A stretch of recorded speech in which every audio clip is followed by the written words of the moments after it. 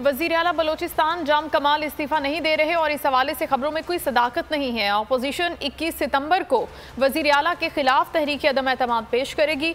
बलोचिस्तान हुकूमत के तर्जुमान लियाकत शामानी की प्रेस कॉन्फ्रेंस, कहा तहरीक अदम एतमाद लाना अपोजिशन का आईनी हक है।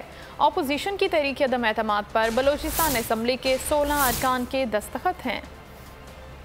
ये अपोजिशन जमातें जो हैं इन्होंने वज़ीर आला बलूचिस्तान जाम कमाल साहब के अगेंस्ट एक नो कॉन्फिडेंस मोशन इन्होंने मूव किया है, जिस पे जो है अब करारदाद आना है और करारदाद के बाद उस पर वोटिंग होगी। तो ये तो कॉन्स्टिट्यूशनली यकीनन डेमोक्रेटिक राइट है अपोजिशन का और किसी भी जमात का।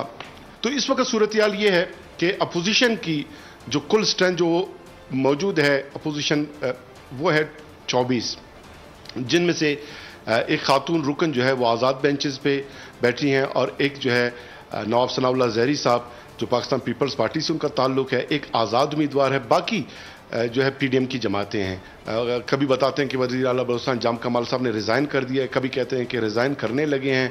तो ऐसे तमाम न्यूज़ का मैं तरदीद करता रहूं। अभी वज़ीर आला बलूचिस्तान जाम कमाल साहब ने अपने ट्विटर अकाउंट पे उन्होंने भी इस खबर की तरदीद की है, मैंने भी तरदीद किया है, हमारे जो ऑफिशियल जितने उन्होंने तरदीद की।